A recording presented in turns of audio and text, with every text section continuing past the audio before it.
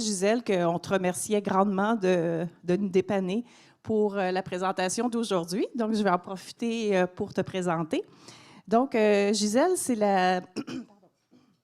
Gisèle est la détentrice de la chaire de recherche industrielle en microbiologie laitière du CRSNG et des producteurs de lait de l'Ontario. Elle enseigne et mène ses recherches en biotechnologie, microbiologie alimentaire et application de la génétique moléculaire microbienne, de la génomique et de la protéomique. Elle utilise des approches systèmes pour l'étude d'écologie microbienne, son impact sur la qualité du lait et les aliments destinés aux humains et aux animaux. Donc, Gisèle va nous présenter les travaux de recherche de Alexandre. Et puis, donc, sans plus tarder, je vais lui laisser la parole. Donc, merci encore, Gisèle, et c'est à toi. Merci, Maryse. Est-ce que vous m'entendez bien? Super. Oui, on t'entend. OK. Je suis déçue de ne pas être en personne parce que j'ai entendu et vu la diapo sur les bons fromages qui sont disponibles en salle. Donc, je regrette beaucoup de ne pas être sur place. Mais aussi, je tiens à remercier Madame Laitier pour avoir donné un aperçu global sur les écosystèmes et le microbiote du lait. Ça me facilite la tâche énormément aujourd'hui. Et je tiens aussi à dire que ce projet, c'est un projet de collaboration dont le chercheur principal, c'est Denis Roy, avec deux étudiants qui sont maintenant diplômés, entre autres le docteur Canang, dont je vais présenter les résultats aujourd'hui. Il m'avait développé cette présentation, ce plan où nous allons regarder deux travaux publiés d'Alexandre sur la relation entre les ensilages et le lait cru portant sur l'effet de l'inoculation et du type de fourrage.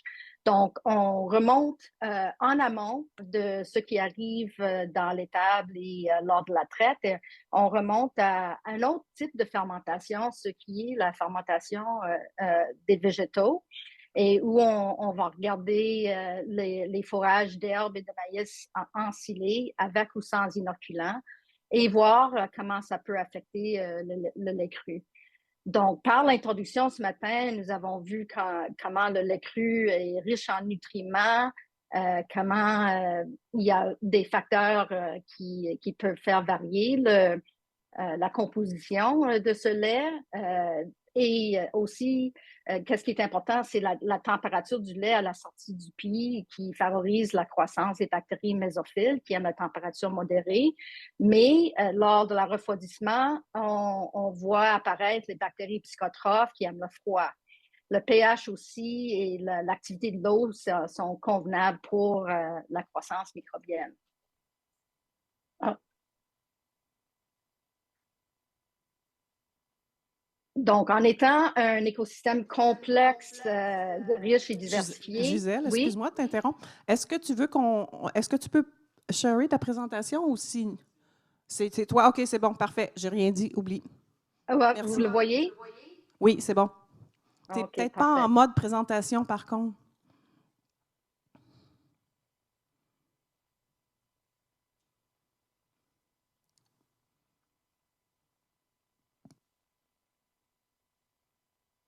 Est-ce que vous le voyez maintenant? Non, c'est encore en mode diapo. Note? Oui, ben, tu n'es pas en présentation. Est-ce que vous le voyez maintenant? Non? Non. Ben, regarde, continue comme ça, c'est pas OK. grave, on voit quand même les Non, non, diapos, non. même si. Ouais. Vous m'entendez? J'ai eu ce problème une autre fois.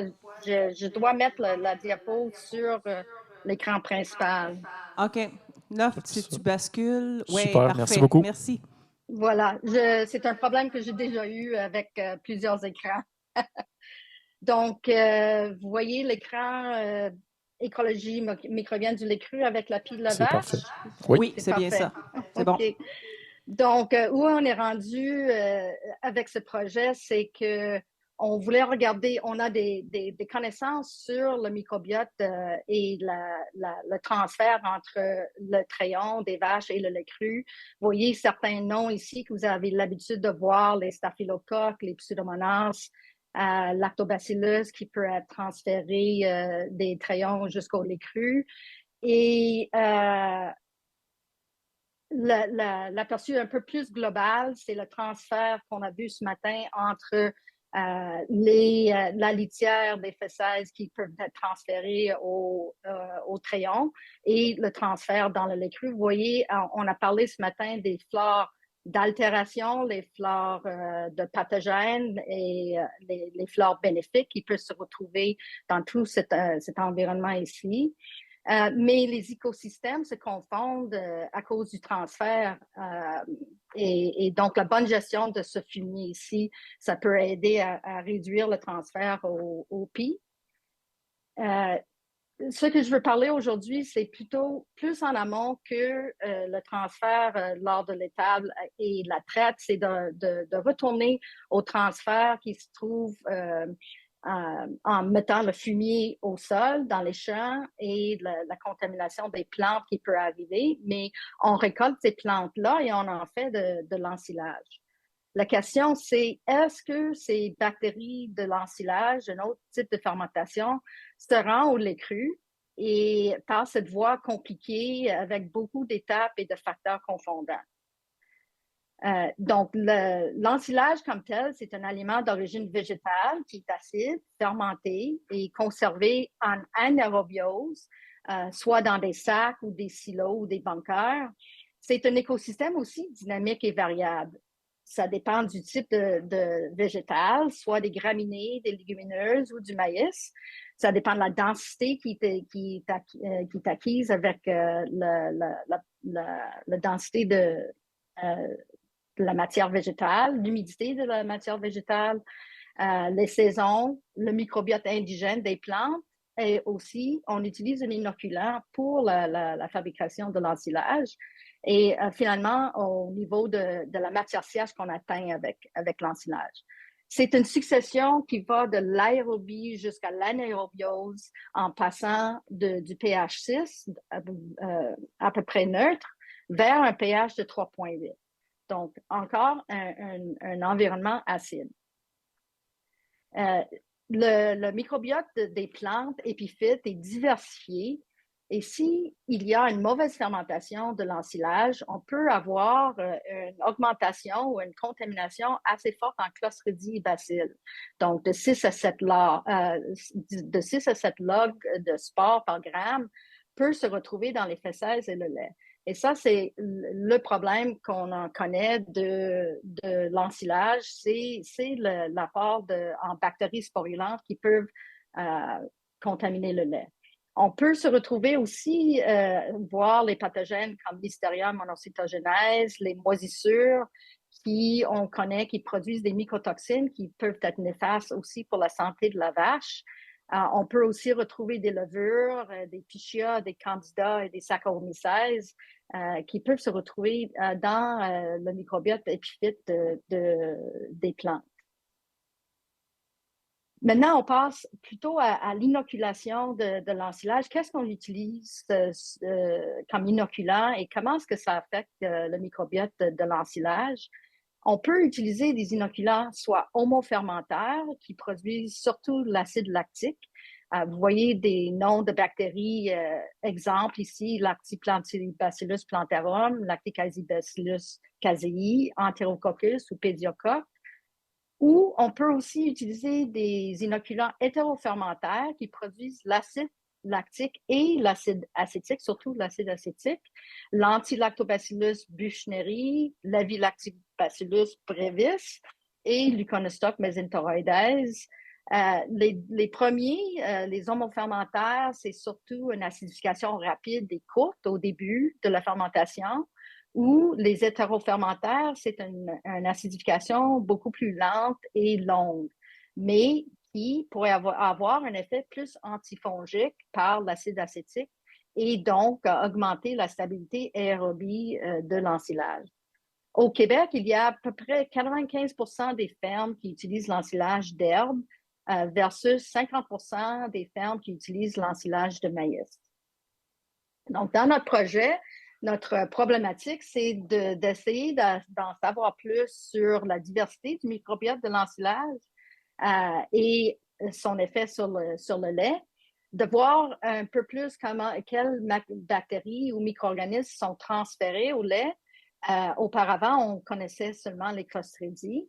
Et donc, notre hypothèse de recherche était de partir avec les méthodes omiques pour regarder la prévalence et la diversité des communautés microbiennes et voir l'impact de l'alimentation des vaches sur la qualité du lait cru.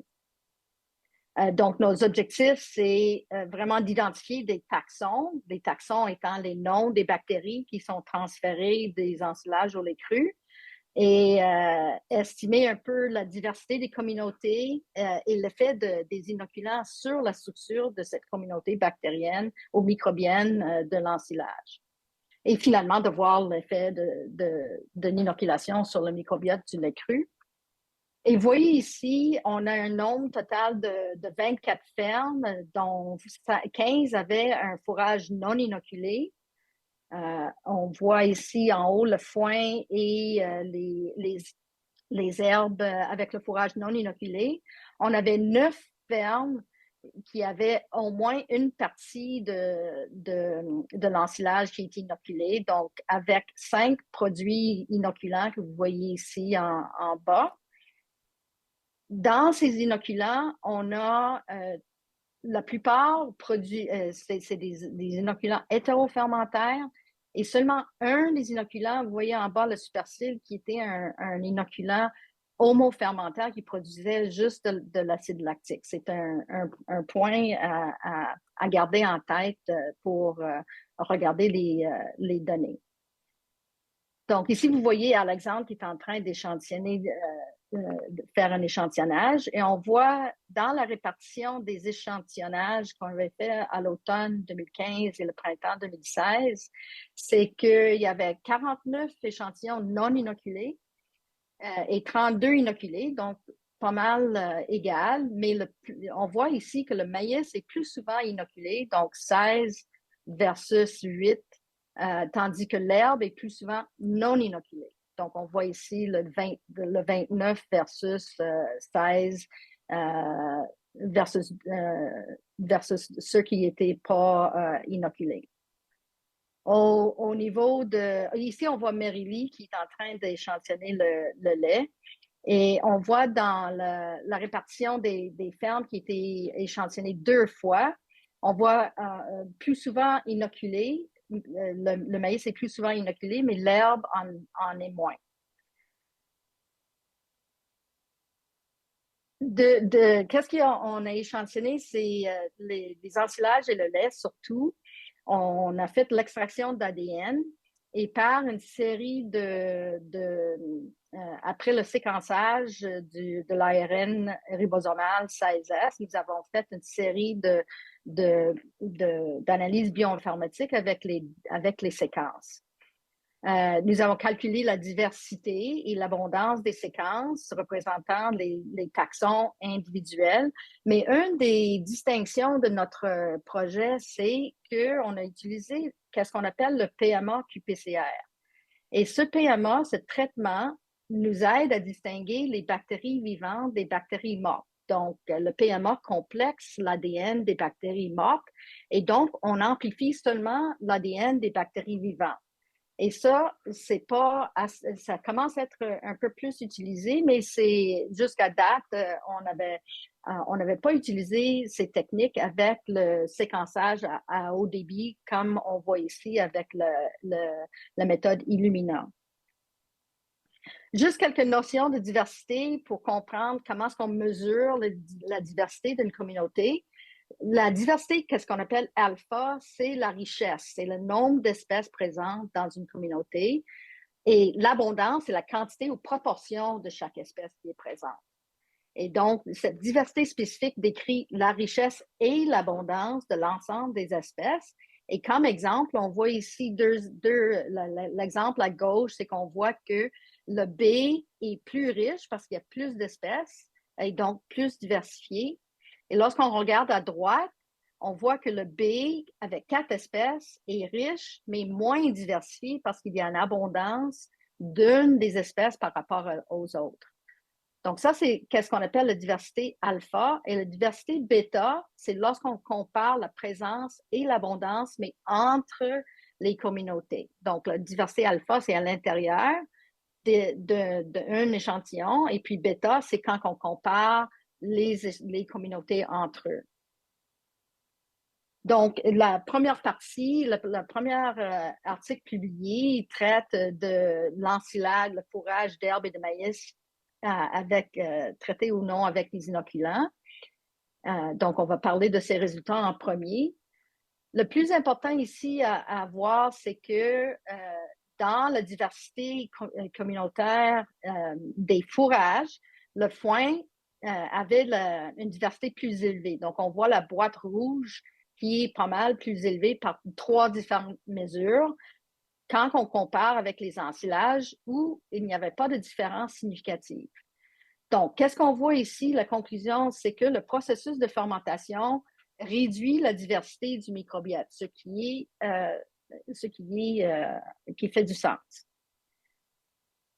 Pour la diversité bêta, si on regarde surtout au niveau du bas, on regarde l'analyse en coordonnées principales, on voit encore le foin en rouge qui se distingue des autres échantillons. Et pour l'effet de l'inoculation, on a vu seulement un effet à l'automne, mais pas au printemps. Au printemps, on voit ça à droite. Donc, cette analyse de la diversité en composantes principales, donc une analyse multivariée, nous dit que le foin se distingue, mais l'inoculation, ça dépend de la saison. Et maintenant, on va regarder un peu plus en détail le type d'espèce et c'est une graphique qui est normalement présentée dans les articles qui, en fin de compte, apparaît très compliqué, mais en effet est très facile. C'est que les couleurs représentent les espèces. Et donc, vous voyez des groupes de couleurs et donc qui sont ajoutés ensemble pour faire 100% de l'abondance de chaque échantillon. Donc, chaque colonne représente un échantillon. Et donc, le nombre de couleurs représente la diversité de l'échantillon. Et on est capable de voir avec ce profil taxonomique qu'au niveau des herbes, on voit qu'il y a des facteurs confondants, donc une variabilité de la composition microbienne qu'on ne connaît pas la source encore. On voit des lactobacilles, on voit des Weissella, des pédiocoques à l'automne, mais on voit des psychotrophes comme le Pseudomonas et le Serratia qui sont plus présents au printemps. Et lorsqu'on arrive dans les herbes inoculées, ça c'était les herbes non inoculées, avec les herbes inoculées, il y avait encore de lactobacillus, mais on voyait apparaître des bacilles et pédiocoques et Serratia.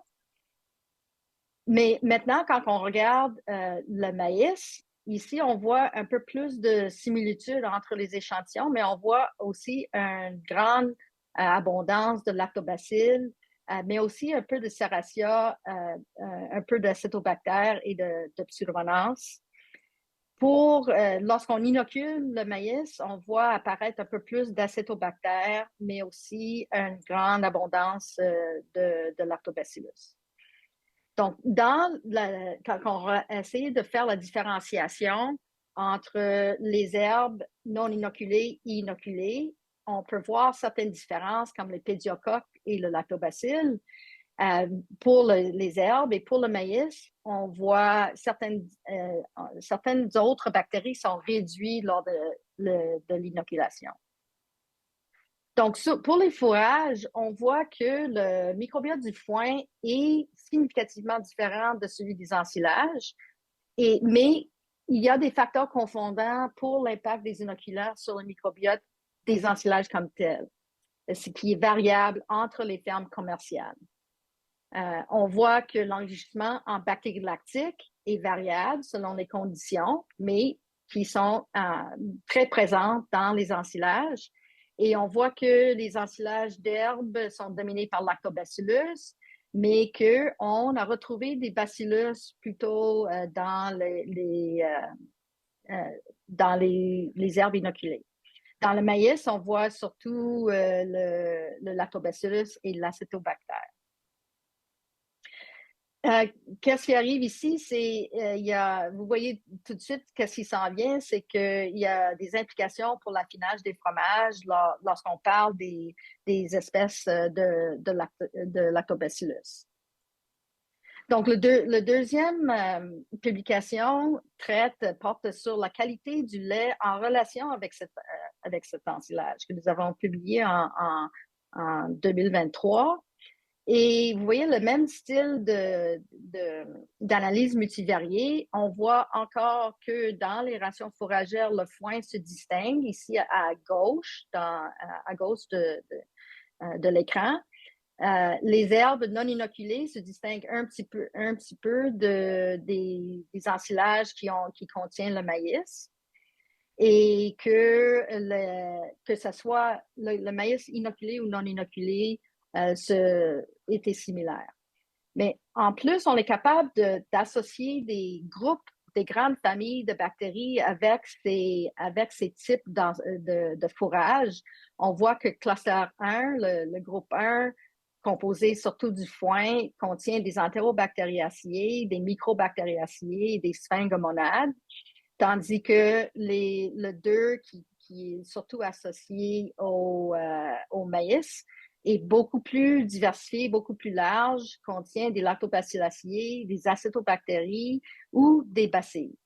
Et le cluster 3, c'est les herbes non inoculées, contient aussi des lactobacilles, mais aussi des leuconostocs.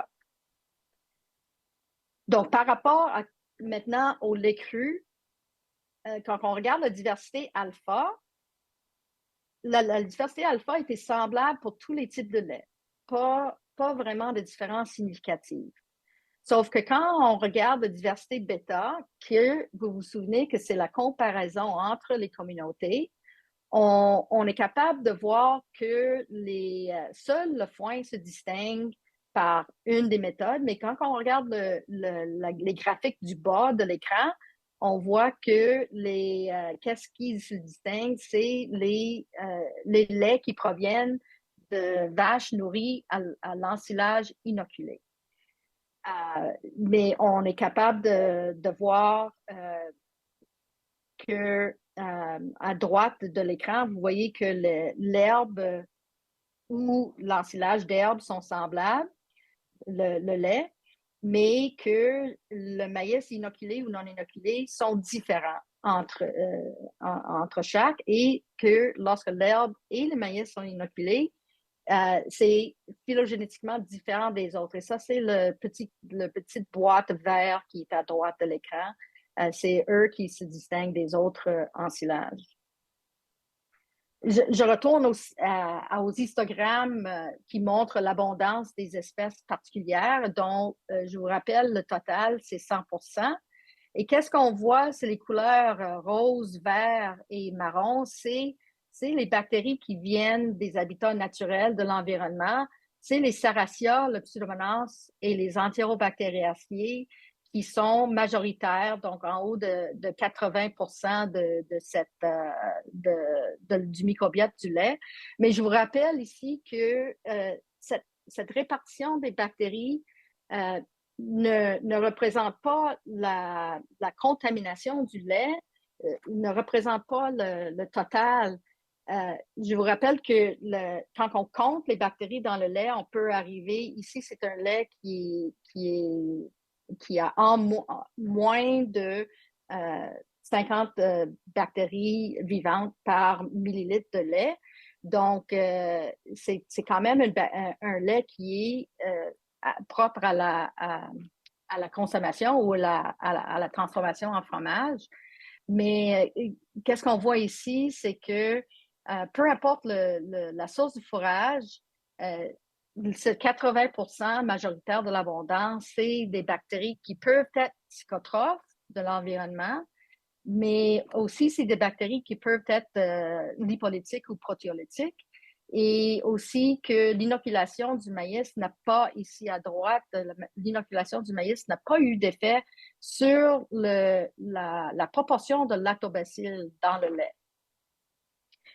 Donc, il n'y a pas nécessairement un enrichissement dans le maïs et l'herbe inoculée en lactobacilles, plus que les autres ensilages. Sauf que, qu'est-ce qu'on peut voir, c'est vraiment Pseudomonas flagracia et les Enterobacteriaceae sont enrichis dans les laits des vaches qui ont été nourries avec l'ensilage inoculé. Je vais passer peut-être un petit peu sur ce diapo était juste pour dire qu'il y avait des choses communes entre les types d'ensilage, le lait provenant des vaches nourries avec cet ensilage, surtout le lactobacillus et les lactocoques. Mais pas nécessairement beaucoup de choses en commun, mais il n'y a pas de tendance claire avec l'inoculant, de contamination du lait avec les inoculants. Donc, il y a ici des facteurs confondants. Donc, les données sont assez variables entre les ensilages provenant de ces fermes.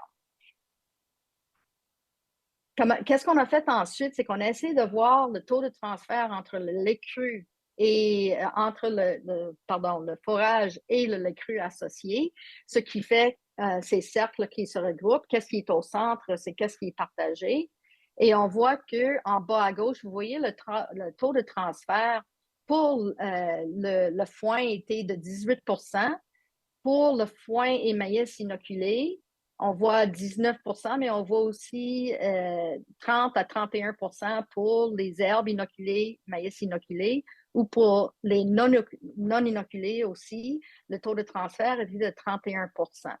Donc, on voit une tendance pour, lorsqu'on utilise le maïs inoculé, de reconnaître qu'il y a un taux de transfert un petit peu plus élevé. Et donc, ici, les étudiants aiment les graphiques compliqués, mais en fait, c'est un message très simple qu'on voit par ce graphique de corrélation, c'est qu'on est capable de voir les bactéries communes entre l'ensilage et le lait. Et vous voyez ici, qu'est-ce qu'on marque comme partage? Les petites fils qui rejoignent les ensilages et qui vont jusqu'au lait. Je vais essayer de mettre le laser. Donc, vous voyez ici que les types de bactéries qui sont partagés entre les ensilages et le lait. Donc, qu'est-ce qu'on voit? C'est un partage de 30 espèces qui sont transférées entre les ensilages et le lait. Surtout les protéobactéries, qu'on se rappelle, peuvent venir des plantes, du sol et de l'eau. Les actinobactéries qui, eux, sont associées aux racines des plantes. Et des firmicutes comme le pédiocoque, les bacillus, le clostridium et même le staphylocoque. Donc, en fait, il y a de l'évidence qui supporte le potentiel de transfert des inoculants et de certains contaminants de l'ensilage jusqu'au lait. Et maintenant, on va parler juste un petit peu du microbiote du lait cru. Jusqu'à date, on a parlé de la diversité bactérienne, mais il y a autant de diversité des levures moisissures, comme on a vu ce matin, qui sont portées par l'air et qui peuvent se transmettre dans le système à partir des plantes au champ jusque dans le lait. Mais les profils fongiques étaient similaires entre les laits. Donc, tout se confond pour être assez similaire dans le lait. Quand on voit le même type de graphique avec le 100 %, on voit une grande majorité d'une seule famille, mais il y a quand même une grande diversité de levures moisissures dont on reconnaît certains qui sont bénéfiques, comme le Geotrichum, ou qui peuvent produire des mycotoxines ou qui peuvent pas nécessairement être bons pour la santé de la vache. Donc, il y a quand même une assez grande diversité de levures et moisissures aussi qui transmettent du microbiote de l'ensilage au lait. Et on voit ici encore la même idée avec le partage, les noms de levures moisissures qui sont partagés entre les ensilages et le lait. Et en fait, c'est à peu près 46 à 56 % des espèces fongiques qui seraient transférées des ensilages au lait. Et les plus élevés, c'était avec les herbes et maïs inoculés. Donc, l'implication ici, c'est que la bonne gestion de l'ensilage est importante pour limiter la croissance des levures et moisissures. Donc, en conclusion, on a vu que les rations fourragères, il y avait 3 types de communautés qui distinguaient le foin, les herbes ou les mélanges d'herbes et maïs, que ce soit inoculé ou non. Mais les laits, eux, ne se regroupaient pas. Donc, la saison, oui, avait plus d'influence sur le microbiote du lait cru que sur les ensilages, mais que finalement, 31% des espèces bactériennes et 56% des espèces fongiques du lait proviendraient de la ration fourragère. Et en effet, les protéobactéries et non les bactéries lactiques expliquent la différence significative entre le lait provenant d'ensilage inoculé ou non. Et ça veut dire que ici, c'est en abondance relative et non juste présence-absence. Donc, les bactéries lactiques sont là, mais à faible pourcentage.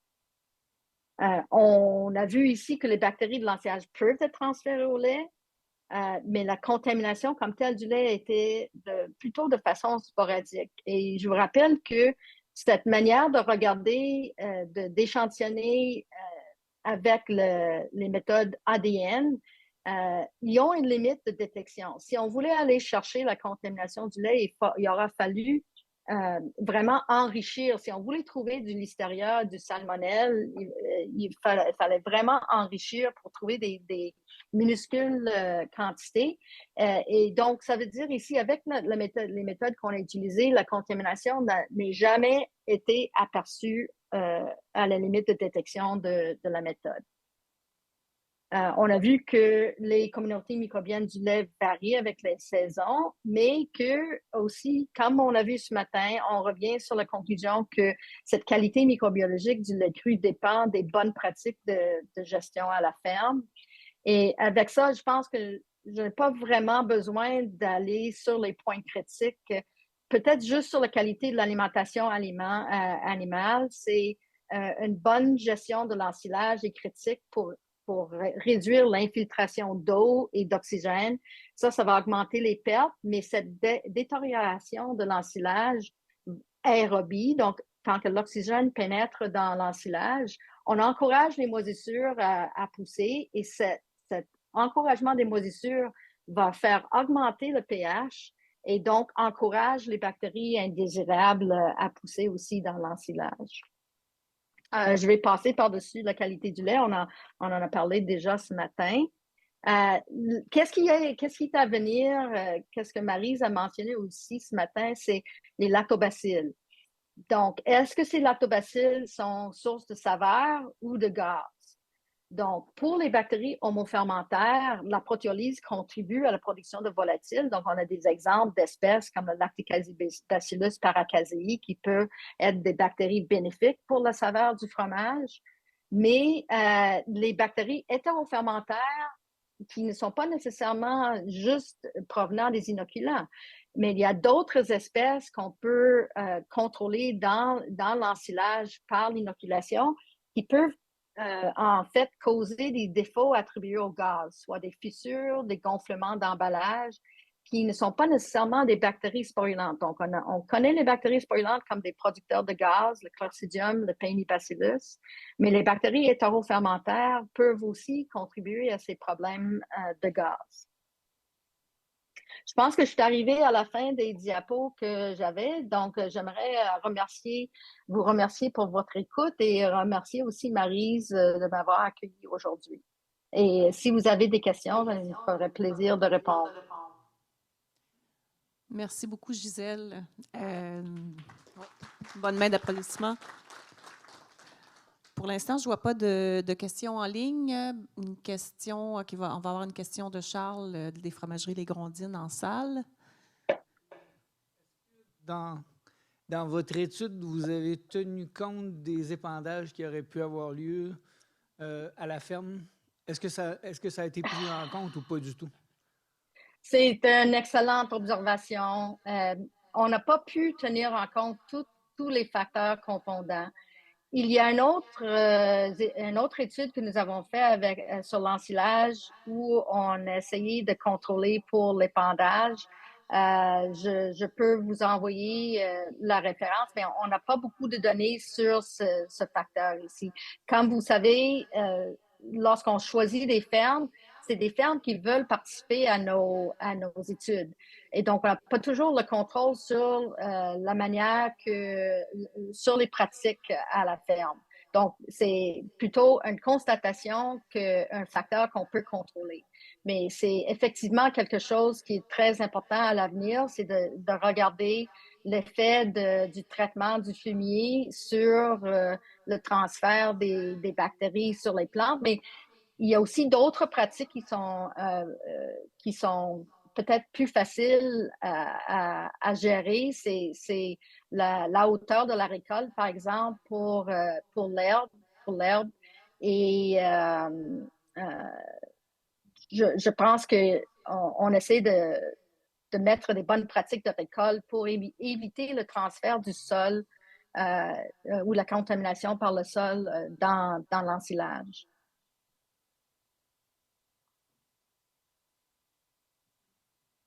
Oui, bonjour. Au début de votre diapositive, vous mentionnez que les ensilages passent d'un pH de 6 à 3,8. Lors de votre étude, est-ce que vous avez mesuré tous les pH des ensilages et pouvez-vous confirmer qu'ils étaient à 3,8? Parce que j'ai vu qu'il y avait des photos de foin sec enrubanné. Oui, effectivement, les premières diapos, c'était en théorie et pas en pratique. Donc, il faudrait que je retourne dans l'article ou demander à Alexandre de donner des précisions si vous voulez savoir plus sur le pH des ensilages qui étaient effectivement étudiés et voir, parce que vous avez des questions sur les facteurs confondants, effectivement, surtout pour les mélanges d'herbes et de maïs. Il y a quand même d'autres facteurs que qu'est-ce qu'on a tenu compte ici. Ici, c'est comme un volet exploratoire pour essayer de dessiner l'étendue de variabilité de l'ensilage sur les fermes commerciales. De là à l'expliquer, on est encore loin de pouvoir expliquer ces variations.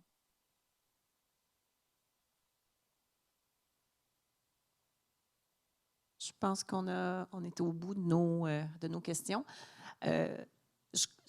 Question, Gisèle, la plupart des ensilages ou des fourrages, ils étaient tous dans la normalité.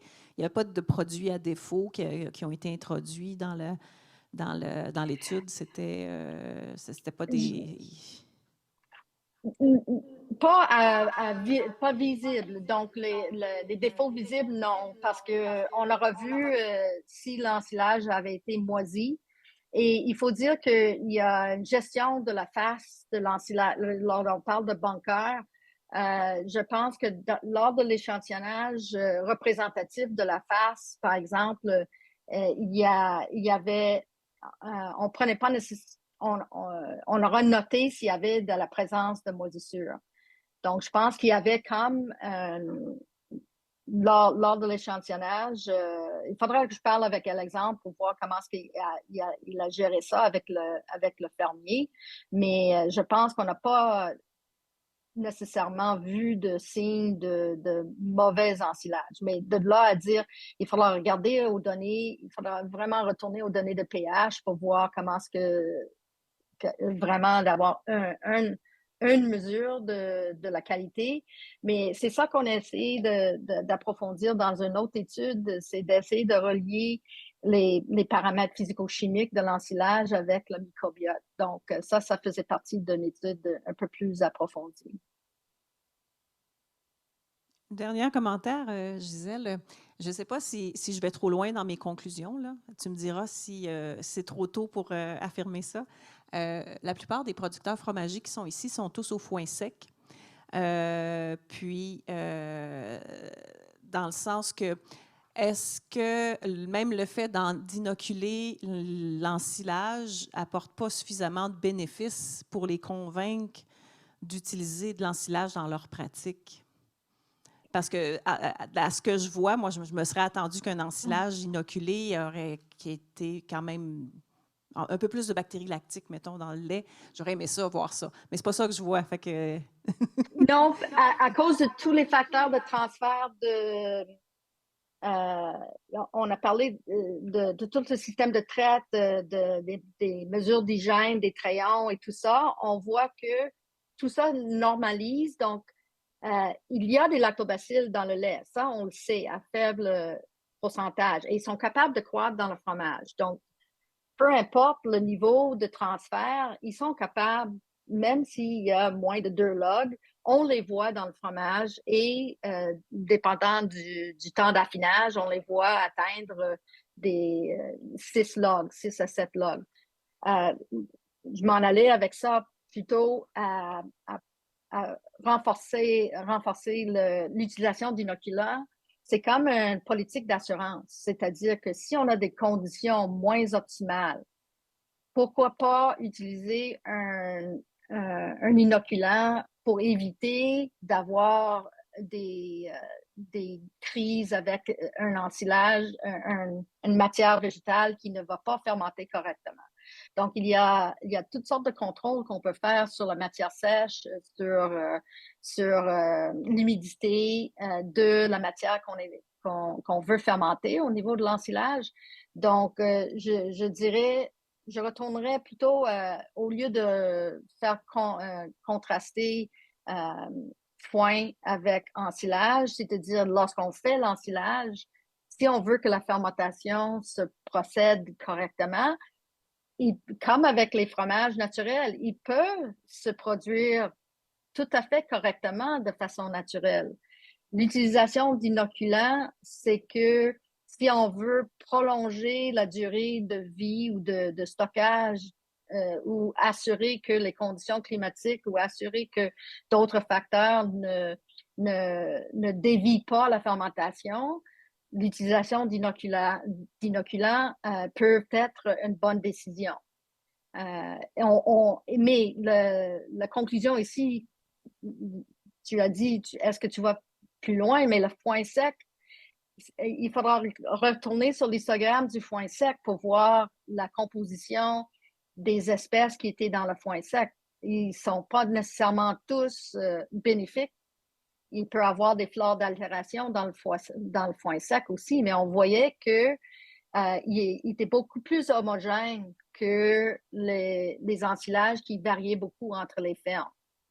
Donc, facteur confondant qu'on ne comprend pas tout, mais le microbiote du foin est beaucoup plus diversifié. On a vu les mesures de diversité sont plus élevées, ce qui veut dire, oui, peut-être des problèmes potentiels, mais aussi peut-être des possibilités de bioprotection aussi. On a parlé de la composition peut contenir des bactéries qui peuvent être bioprotecteurs autant que des bactéries indésirables, mais l'important ici, c'est qu'on n'a pas décelé à ce niveau, on n'a pas décelé nécessairement des bactéries pathogènes dans nos échantillons.